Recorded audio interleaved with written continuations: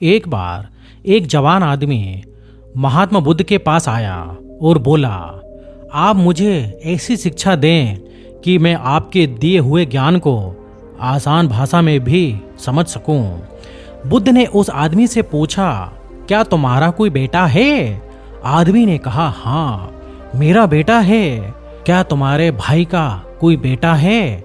आदमी ने कहा, हाँ मेरे भाई का भी बेटा है।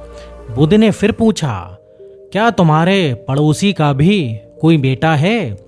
आदमी ने कहा, हाँ मेरे पड़ोसी का भी बेटा है। बुद्ध ने कहा, क्या कोई ऐसा इंसान है जिसे तुम पर्सनली खुद से जानते हो और उसका भी कोई खुद का बेटा है? आदमी ने कहा, हाँ उसका भी बेटा है।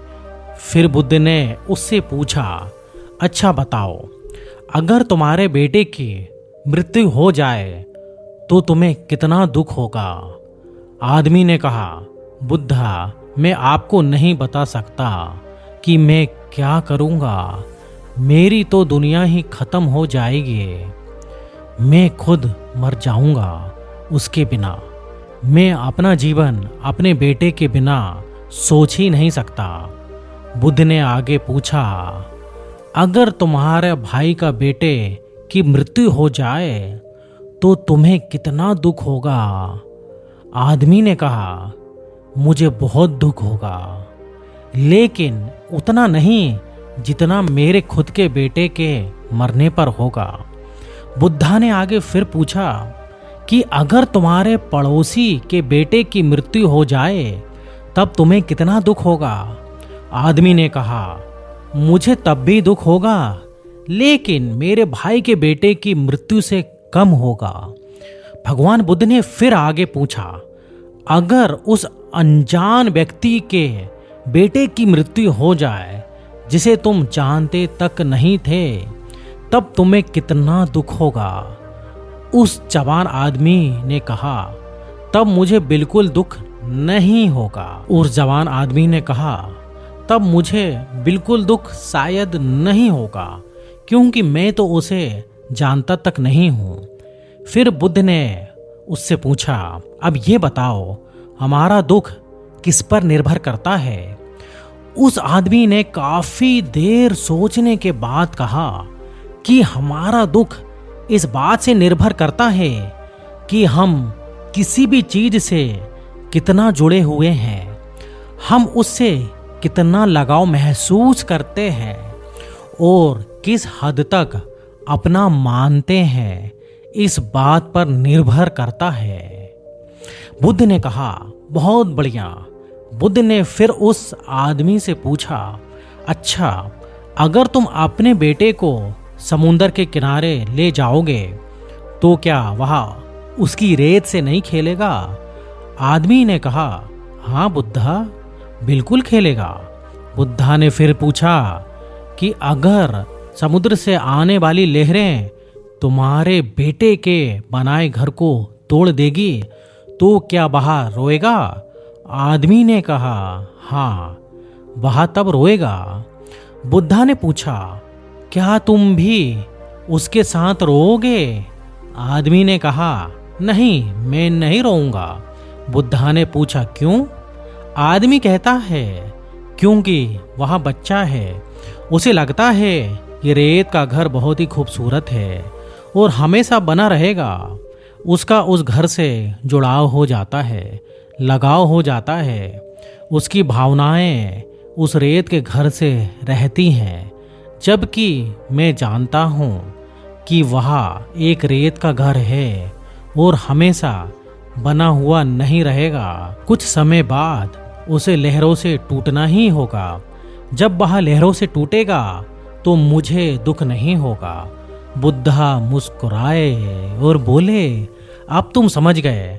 अगर तुम इस ब्रह्मांड की सच्चाई को जानने की कोशिश नहीं करते तो तुम भी ऐसे ही चलते चले जाओगे और तब तुम्हें भी इस रेत के घर के टूटने का दुख होता। तुम में और इस रोने वाले बच्चे के बीच कोई फर्क नहीं रह जाता।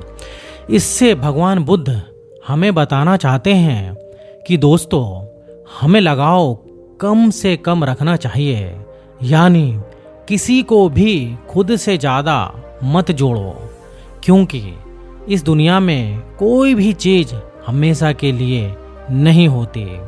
इस दुनिया की हर एक चीज़, हर एक इंसान नश्वर है। हम उनसे जब जुड़ जाते हैं, खुद को जोड़ लेते हैं, जब वो चले जाते हैं हमें छोड़कर, तब हमें बेहद दुख होता है। ये वह रहस्य था जो बुद्धा जान गए थे। शांति पाने का केवल एक ही रहस्य है, लगाव का ना होना। क्योंकि इस दुनिया में सब कुछ एक भ्रम है, नश्वर है। आप इस भ्रम से खुद के लिए क्या चुनते हैं, यह आप पर निर्भर करता है। जितना ज़्यादा आप ज्ञान को अर्जित करेंगे, उतना ज़्यादा आप बुद्धि विवेक से समझ पाएंगे, और आप अपनी जिंदगी को जैसा देखेंगे वैसा वह बन जाएगी। ये कहानी है दो भिक्षुओं की। बौद्ध भिक्षु, जिसमें से एक बूढ़ा था और दूसरा युवा था। दोनों शाम को गांव से भिक्षा मांगकर आश्रम लौट रहे थे। आश्रम से कुछ दूर पहाड़ से एक नदी बहती थी। वहीं पर एक जवान स्त्री खड़ी थी। उसे भी नदी पार करनी थी, लेकिन वह उसे पार करने में डर रही थी।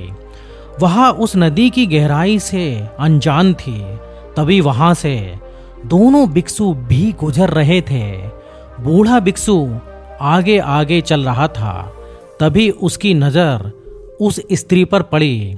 वह देखकर समझ गया था कि स्त्री को मदद चाहिए।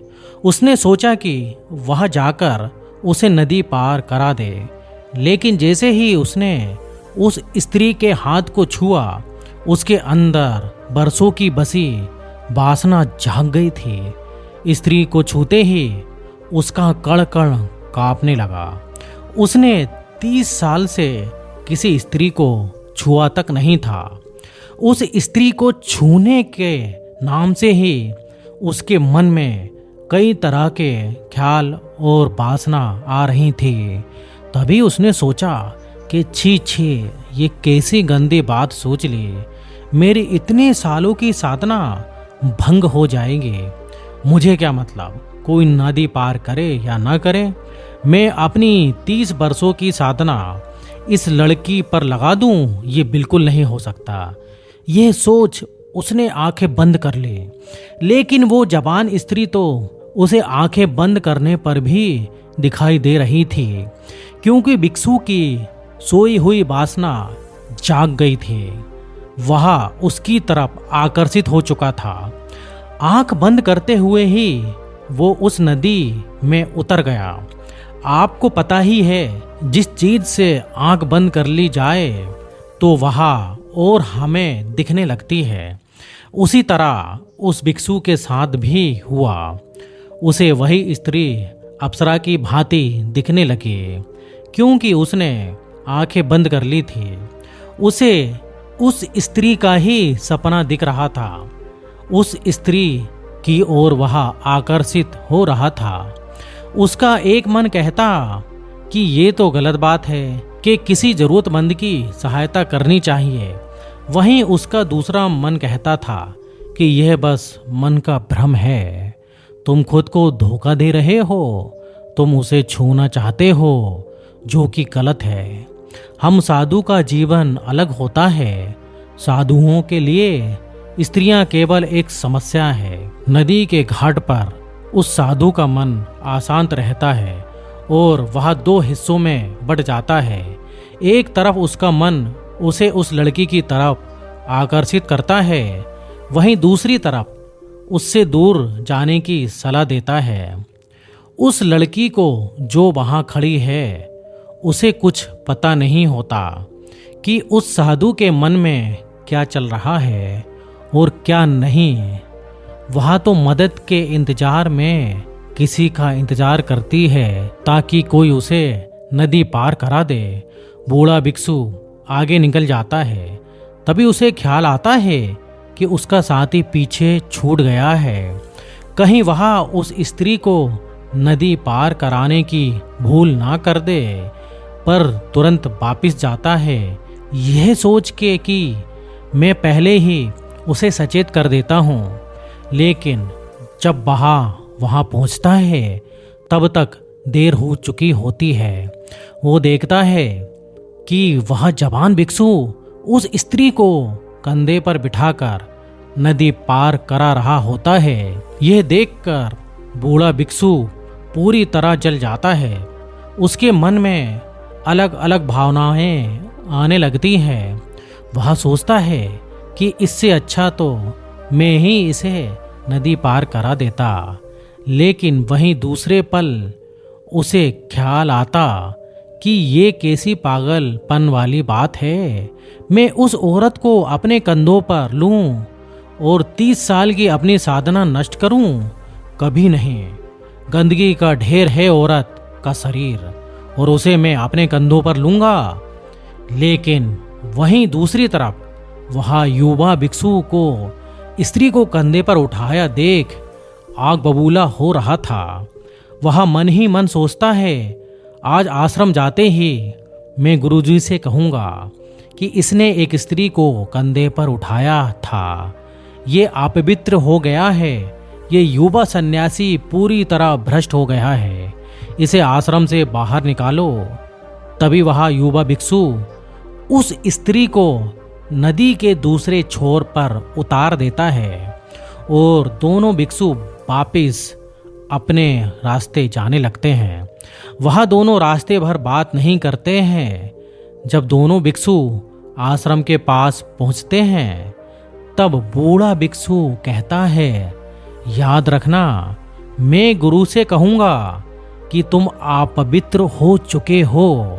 तुमने उस जवान स्त्री को कंधे पर क्यों उठाया?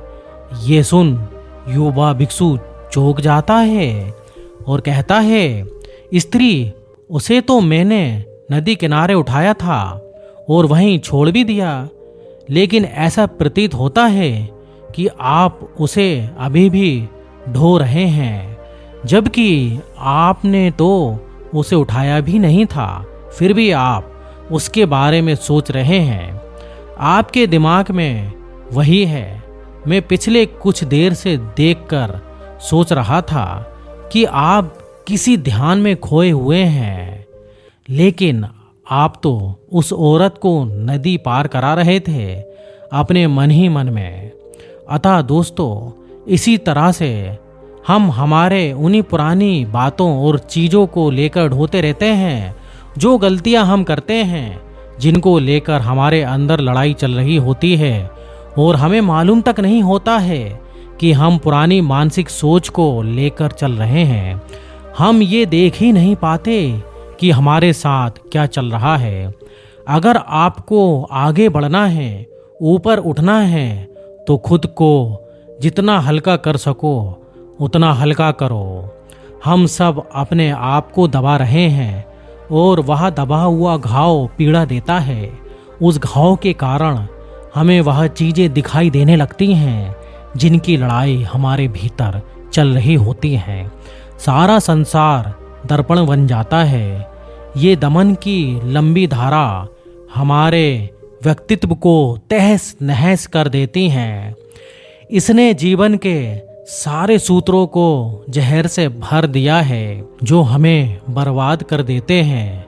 इसलिए हम आपसे कहना चाहते हैं कि खुद को हमेशा दबाव से बचाओ, हल्का बनाओ, खुद को ऊपर उठाएं, क्योंकि दमन से भरा हुआ इंसान खुद को कभी जान नहीं पाता।